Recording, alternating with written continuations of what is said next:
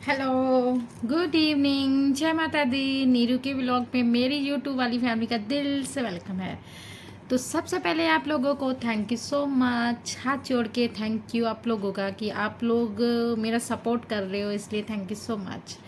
और कल मैंने एक व्लॉग डाला था क्योंकि मेरे जो लाइफ पे आ रहे हैं वो मुझे बोल रहे थे कि आप एक ऐसा वीडियोस डालो जिसमें हम आपकी पूरी टांग दे सकें। तो कल मैंने वो वीडियोस डाला था कि रिंग डालने के बाद मेरे पूरी टांग और मेरे पैर में क्या प्रॉब्लम हो गई थी। तो कल मैंने उसके रिलेटेड एक वीडियोस डाला था और उस वीडियो को सबने देखा है और वॉच भी करा है। तो इसके लिए थैंक यू सो मच कि आप लोगों ने मुझे बोला है कि एक वीडियोस बनाओ जिसमें मैं अपनी पूरी टांग दिखाऊं कि रिंग ऑपरेशन के बाद मेरे टांग सही भी थी कि नहीं सही, कि कितना ख़राब हुआ था। तो वो कल मैंने वीडियोस में सारी चीज़ें आप लोगों को बताई है कि रिंग ऑपरेशन के बाद मेरी टांग बहुत ही ज़्यादा ख़राब हो गई थी। यहाँ तक कि मेरी जो टांग है, मतलब कि रिंग की वजह से पूरा टांग में खून भी निकलता था और एक साइड पे तो पूरा मेरी टांग में गोल सा चक्कर हो गया था। और उसमें जब ट्यूब भरते थे ना, मुझे बहुत ज़्यादा पेन आता था। और वो जब रिंग गड़ गया था ना, तो सबसे ज़्यादा प्रॉब्लम मुझे तब ही हुई थी। तो ये चीज़ें मैंने कल आपको अपनी एक वीडियोस में बताई। बाकी जो मैं आपको अपनी स्टोरीज बता रही हूँ, तो वो हमारी स्टोरीज अधूरी रह गई थी क्योंकि बीच में मैंने एक कल वीडियोस डाल दिया था। क्योंकि मेरे जो सब्सक्राइब करते हैं, जो मेरी वीडियोस देखते हैं, वो देखना चाहते थे कि मैं जो वीडियोस आपको स्टोरीज बता रही हूँ, मतलब वो सही है या नहीं सही, क्योंकि हर कोई सोचता है। तो इसके रिलेटेड फिर मैंने वो कल वीडियोस बनाया था। और उसके आगे जब मैं आपको अपनी स्टोरी बता रही हूँ, तो आगे आपको बताती हूँ कि जब मेरा प्लास्टर उतारना था, 6 मंथ मैंने विशाखापट्टनम जाना था। उसके बाद प्लास्टर उतारने के बाद क्या हुआ मेरे साथ, तो चलिए आगे भी लोग बढ़ाते हैं अपना।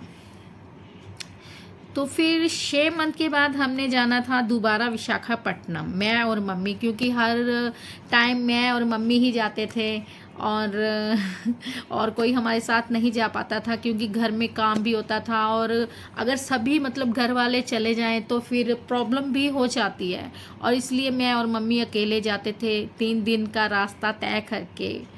और उसके बाद जब हम विशाखापट्टनम पहुंच गए थे, तो डॉक्टर ने जब प्लास्टर को देखा, मतलब बोला कि ठीक है, अब आपका टांग जैसे पहले गल चुका था रिंग में, तो अब तो काफ़ी फ़र्क हो गया है, आपको फ़र्क पड़ा है।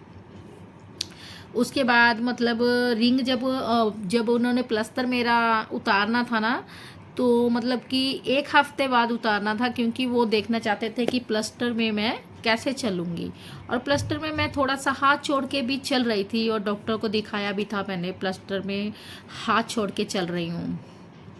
उसके बाद डॉक्टर बोले 1 हफ्ता पहले आप रेलिंग में चलो, वहाँ रेलिंग होती है, ऐसे रेलिंग साइड पे दोनों चीज़ बनी होती है, तो बीच में हमें चलना पड़ता है।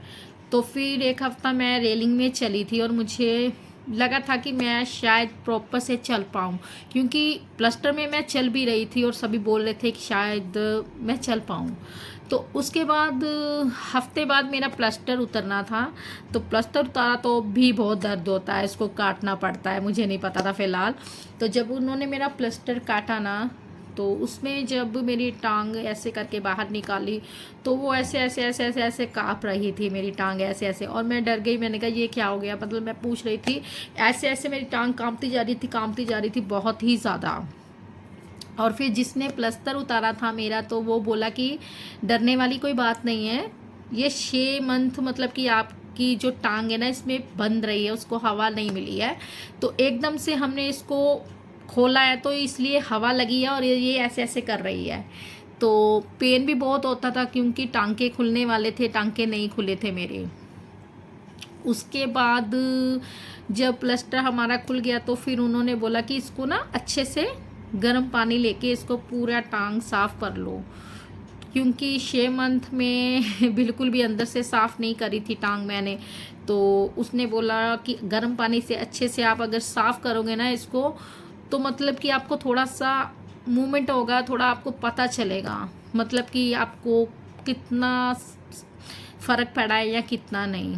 हमने कहा चलो ठीक है रूम में जाएंगे, क्योंकि वहाँ पे हमने रूम रेंट पे लिया था, क्योंकि बहुत दूर है वहाँ पे, तो फिर रेंट पे रूम लेके मैं और मम्मी रहते थे। तो फिर हम रूम में गए और रूम में जाके फिर मम्मी ने ऐसे गर्म पानी वगैरह किया और मेरी पूरी टांग साफ़ करके धो दिया था।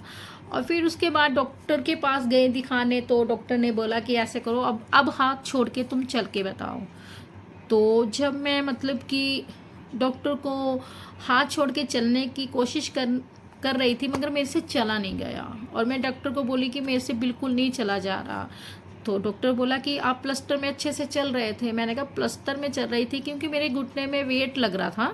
जब ये ऐसे प्लास्टर था तो बिल्कुल टाइट था, ऐसे करके प्लास्टर टाइट हो गया था, और जब प्लास्टर उतर गया तो फिर जो घुटना है ना वो ऐसे ऊपर हो गया था, और मुझे चलने में बहुत ज़्यादा मतलब प्रॉब्लम हो रही थी।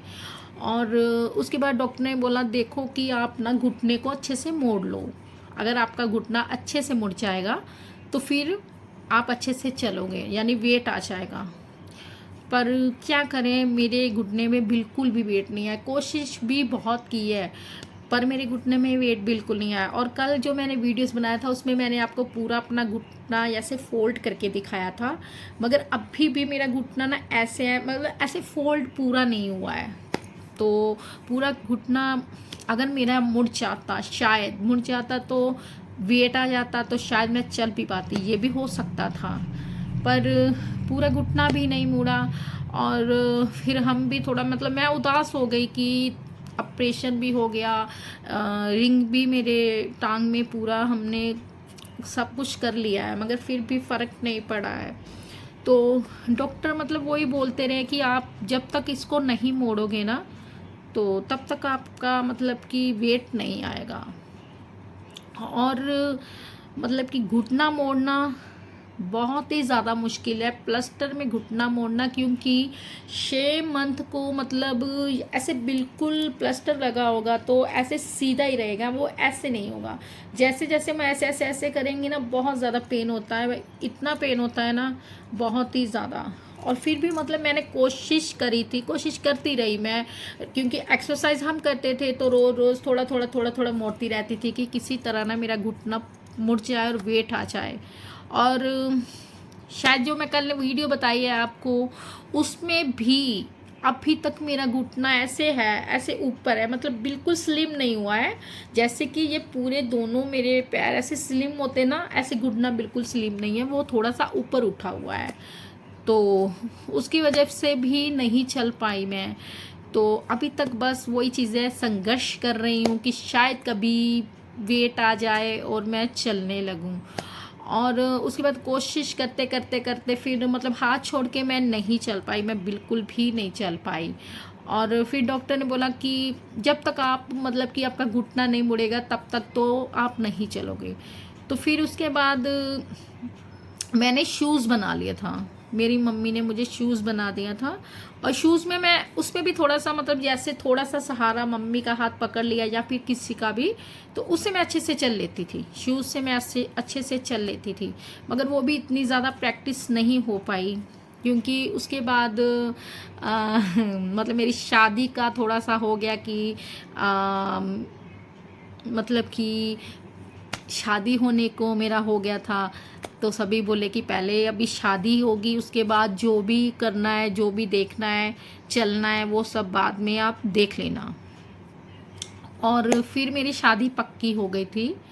और जैसे कि शादी मेरी पक्की हो गई थी, उसके बाद मेरे हस्बैंड जो हैं, तो हमने सबसे पहले सारी चीज़ें मतलब कि मेरी मम्मी ने खुल के ही बताई थी कि मतलब मेरे पैर में जो प्रॉब्लम है, जैसे मैं चलती हूँ हाथ छोड़ के नहीं चल पाती हूँ बिल्कुल भी, घर का सारा मैं मतलब घर का सारा काम कर लेती थी मैं।